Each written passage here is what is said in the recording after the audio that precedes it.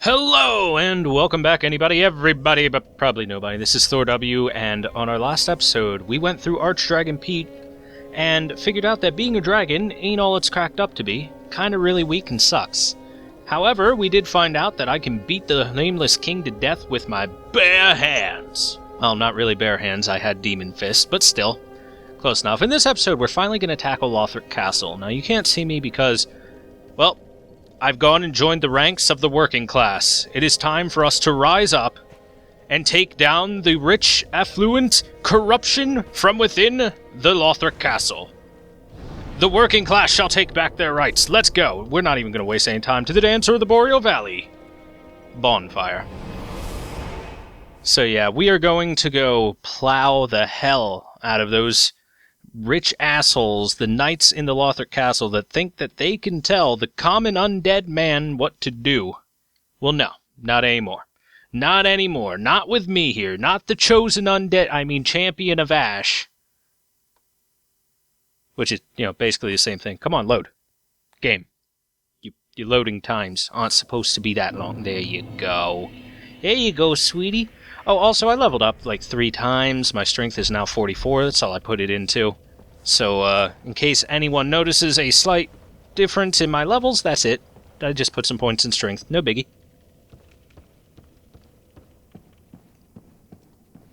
Now then. Lothric Castle. Oh boy. This place is... It's a fun house. There's a lot of stuff to look at. First off, we want to kill anyone in robes, because the guys in robes, they gotta go first, because they buff their friends, and heal their friends. And you always kill the healer first, and then you kill the big hulking knight. Zuh. As there will be more than just this guy, obviously. Oh, the fully charged R2, get wrecked, son. Oh, nice. Nice of you to put your shield down. We plowed him. Large Titanite Shard and a Refined Gem. That's actually a pretty rare drop. We can go over to this altar where that knight was praying, and there's a soul of a crestfallen knight. Presumably that was one of his friends that probably died. Became crestfallen along the way, I guess. Nope, no bus for you. Hey, Mr. Shieldy, come and get me. Come on. See, I want him to move over here because there are more friends of his over that way. And, yep. I don't want to face a great shield spearman and his friends at the same time. So, good thing about this plow is it has a very long R2 attack. Oh, there's his friend now. Oh, no. Please. Sir. Screw you, you bastard. My attack was faster, sir. Oh. So yeah, they've got pretty strong thrusting attacks themselves, but my thrust is stronger. Whoa. Yeah, if they ever two-hand their weapon, they suddenly gain hyper armor for their attacks, so do be careful. Oh, cool, a knight's crossbow. Alright, so before we move along, I just kind of wanted to take care of those guys before they roamed over here while I was looking around. Let's take a look around this room, because there's a couple of very interesting things. First off, there is a contraption that does not move over here. We'll just kind of point that out. That'll be a future shortcut. Next, we have many copies of this statue of the knight kind of beheading himself. This is the statue that was down below, behind where Emma was sitting, that kind of cut its own head off and allowed us entrance to the castle. By the way, let's make sure our settings are on high. There we go. Now things look a little bit better. I had them on low for speed runs, because it's faster. So I'm actually not entirely sure about the significance of why said knights are beheading themselves. There doesn't seem to be any sort of logical reason behind it that I can figure out personally, for a lore reason or anything like that. It just seems to be there because, hey, it's a cool looking aesthetic. And here we have statues of knights lying down. These are presumably coffins kind of built into the floor for fallen knights, or at least at least closer would maybe be just gravestones. These might not actually be coffins, but might be used as markers to symbolize or represent dead, fallen knights. And I think that's pretty cool. It is a cool-looking aesthetic. Visually pleasing, some may call it. And here we have, no one over there? Okay, cool. Here we have something we're going to see a lot throughout Lothric Castle. This is a knight that's already been beheaded. It is completely decapitated, holding its own head in its hands, and kind of kneeling on the ground. I really wish I had any idea what the lore significance or reasoning behind these statues existing is. Because as far as I've been able to tell, it's just to look cool. Because there doesn't seem to be any sort of, like... Are you a guy? Oh, you are a guy. You were just lying there. Huh. Never seen him lying there before. Anyway, there doesn't seem to be, like, any sort of lore situation where these knights are beheading themselves for any sort of rituals or meant as some sort of punishment or sacrifice. They just happen to have statues of beheaded knights. So there's a bonfire lit. This is a pretty quick bonfire since the dancer. And if you want to go back to the dancer, look, right here. You can run down here, run across there to the Consumed King's Garden. And, yeah, this will just let you fall right down to that area. Nothing important there. There's no items or anything like that. Wow. I don't know why, but Lothric Castle always seems to chug a little bit. Maybe we'll go down to medium. That might help a little. Anyway, we've got a chest with the prayer set. Hood of Prayer, Robe of Prayer, and Skirt of Prayer. Let's go ahead and look at those, which we've probably seen on the loading screens before because they're on the loading screens really often. The Hood of Prayer. Prince Lothric's hood. The prince, destined to be a Lord of Cinder, was cherished by the royal family despite being born into illness, a frail and shriveled child. His swaddling clothes were made of aged, coarse cloth used in ancient prayer, and are all that he has ever worn. All that he has ever worn. That's kind of oof. And, swaddling clothes. And the last thing is a skirt.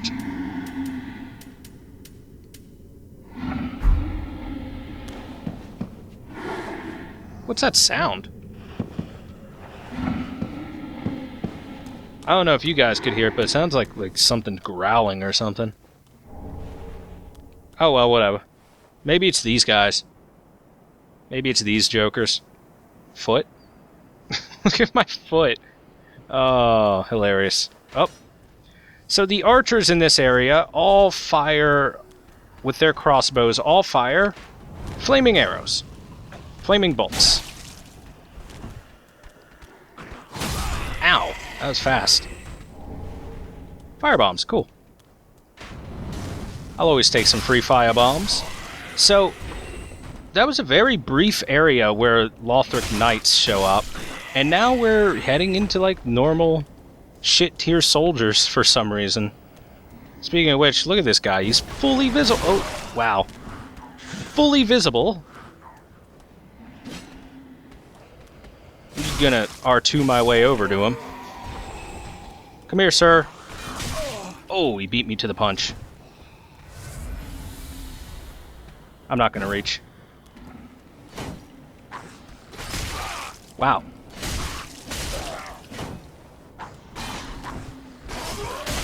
Well, good trade. I'll take it. Oh yeah, this is fun.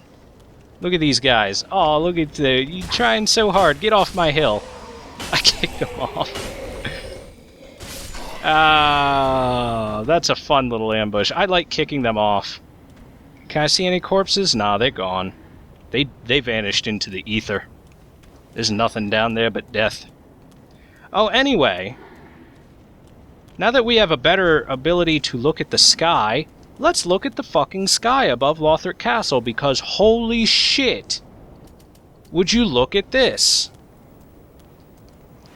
First off, we have these things, whatever the hell they are. Well, I have an idea of what they are. They're called pilgrim butterflies. We'll know a little bit more about them later on. Flying up towards the peak of Lothric Castle. You know what? We're going to max settings to take a look at this because it just looks so cool. Look at that. We got ash falling from the sky as well. Fog and everything. Okay, let's see. And if you take a look at the eclipse of the sun, this is the eclipse from Berserk. Exactly. If you've ever read Berserk, the manga, or seen the anime, or anything like that, this is the eclipse. This is unabashedly just 100% a ripoff of that scene from Berserk. Visibly a ripoff of that scene from Berserk. So, Miyazaki likes Berserk, in case you didn't know. Anyway, we're gonna Karthus Flame Arc. Oh, look at that, a twinkling star. Oh my god, it's a big man! Okay, before we kill him, let's go ahead and pop a rusted coin. Because he happens to have twin axes. And I want them twin axes. Ow, that was fast. Whoa! I've never had him hit me like that before. Damn, son! I got wrecked. I got wrecked. That was like a super fast attack, and then a really delayed attack to follow a roll, like exactly. Oh well. Deaths happen now and again in Dark Souls. Alright, let's go murder these guys again. Let's go mortalize them. Arrow. Oh, no arrow. He ran away. He ran away instead of shooting an arrow at me. Damn. Oh, well, you're dead, even if you block. Okay, have you stood up? Yeah, you have. Bye. Oh, he didn't fall. There we go. Luckily, we were, like, right next to the bonfire.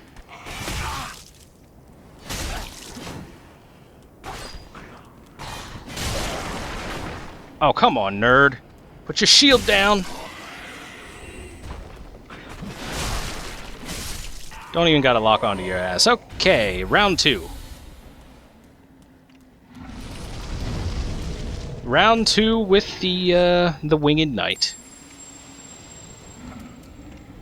Okay, come on down, big man.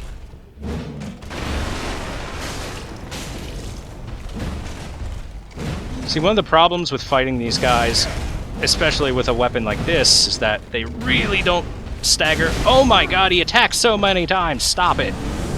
Uh-oh. Oh. Crack the sky, Binding of Isaac.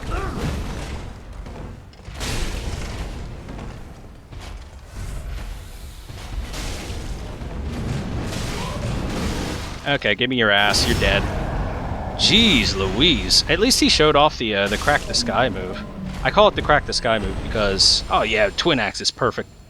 In Binding of Isaac, there is an item called Crack the Sky that does the exact thing, where angelic beams shoot down from the heavens and smack you in the face.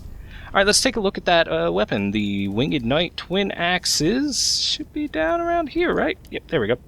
Paired beheading axes wielded by the Winged Knights who swore themselves to the angels. These axes, more befitting of an executioner than a knight, are indented to fit the human body. So it looks more like they are specifically for beheading.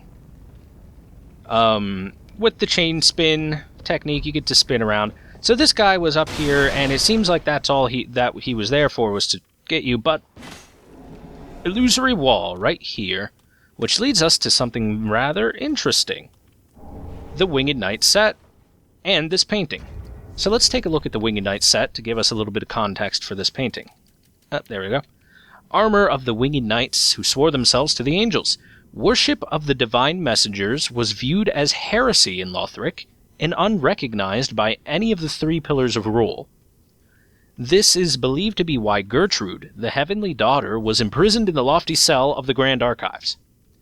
So holy shit, that gives us some information. Angels were apparently heretical to Prince Lothric, or King Lothric, whoever, Osiris.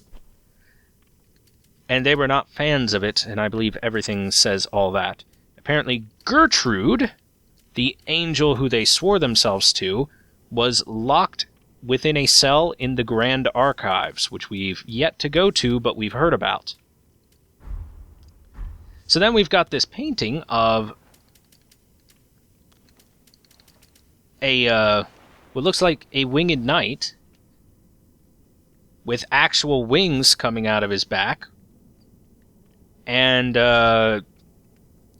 like, the colors are super faded and everything, but it looks more like he has some gold armor with extremely well-embroidered trimmings with it, so he seems to be really freaking fancy. Really freaking fancy. And over here we get the Sacred Bloom Shield. Oh, we're getting all kinds of new fun items to look at. That's the Llewellyn. There we go. A treasured antique of the Way of White, known to some as the Sorcerer's Bane. The large blossom design that graces the shield is said to be a sacred flame, and the shield is blessed with high magic protection. With the spell parry, repel an attack at the right time to follow up with a critical hit. Works while equipped in either hand. Also deflects spells. So it's a parry, but it can also parry to deflect spells, which is pretty cool. And you see it has 81 magic resist. It's pretty decent. It's much, much higher than most others. Most others hitting around 50 to 60s, so 81's pretty high up there. However, there are great shields that definitely compete with it. But they are great shields, and not everyone can wield a great shield. So this will just kind of drop off to wherever the hell. So we're not going to go drop off there. Instead, we're going to just come back here and go down the ladder. Boop. I like this little offshoot room because it's got some equipment hanging on the walls and everything like that. It's like a nice little supply room. Nice little barracks. Oh! Ow. Okay. Alright. Ow, great axe. Oh, shit. I got hit with an undead hunter charm. The Lloyd's Talisman Thrower got me. So yeah, this place is a little tricky to walk through. Because of the ambushes. Whoop.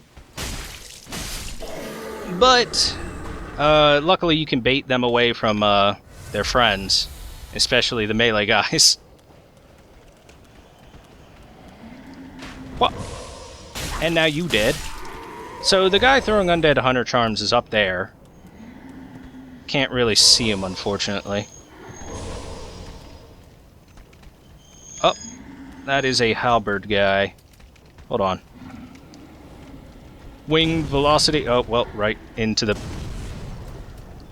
Okay, we'll just...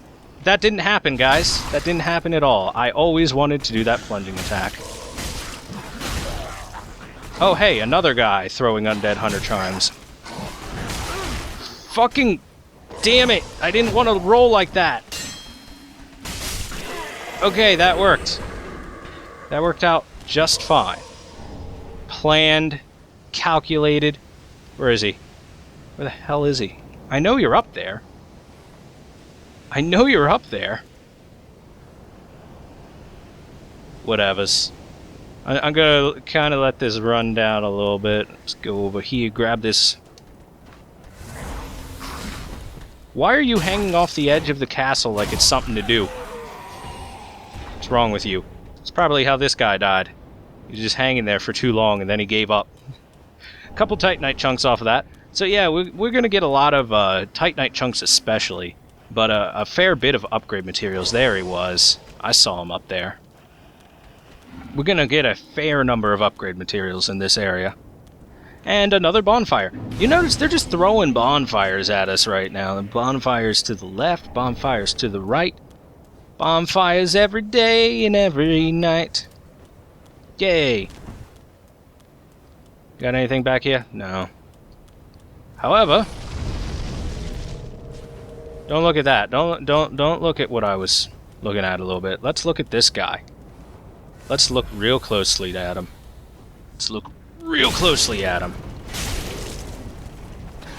Once again, this is a great shield knight, so using my superior range and the fact that their AI really likes to try and charge you when you try and do an attack from far away, you can abuse that and use a long thrusting weapon just like this, since this shoots so far. And he was guarding the Great Lance, which we'll take a quick peek at because it's interesting. It's a pike. Notice that everything else, spears, halberds, and whatnots, but this is, I think, the only thing in the game that's classified as an actual pike. Everything else is classified as either a spear or something like that. So pretty cool. It's unique in that way. This lance features a long pole and was originally intended to be used by knights for jousting. This weapon is primarily used in charging attacks, and would require tremendous strength and dexterity to be handled by a mere foot soldier, with the charge skill, as you would think. This is a jousting spear. This is a weapon from Dark Souls 2, I believe. One of the executioners had it. Yay! But yeah, this is straight up just a long-range jousting spear. And that's just the regular R2. The regular R2 lets you charge like this, which is cool. And then the skill charge lets you go way far. So it's pretty interesting. If you like the charge skill, the Great Lance is really... it's right up your alley if you like the charge skill. So we're going to go ahead and take a seat over at this bonfire, just to heal ourselves up. So if we check over to the right, there's an item up there, but there's no way up at the moment, so I guess we're stuck. Oh hey, there's the asshole over there that's been throwing stuff at us, with a large weapon next to him, apparently. Oh yeah, there's lots and lots of dead Lothric knights here, or at least their armor is here. They're not really dead so much as just armor on display, which is weird. They're even holding banisters and waving flags and everything like that. And it looks, if you take a look at, they've got barricades and ramparts set up specifically against things moving towards the inner sanctum of the castle itself. Which is odd how they have that set up. Now, you might have noticed there happens to be a wyvern over there. But don't worry, this isn't Demon Souls. There's no way that wyvern's going to wake up and breathe fire at us. Instead, that wyvern's going to wake up, breathe fire at us, and then another wyvern's going to fly down and breathe fire at us, because this is Demon Souls. This is Demon Souls as hell. And Demon Souls is all hell. Well, we've got a bit of an issue to deal with here with these twin dragons, so I think we'll leave that for the next episode. Thank you guys for watching while I figure out what we're going to do here, and I'll see you next time. So, bye-bye till next time, guys. The working class will take back this castle.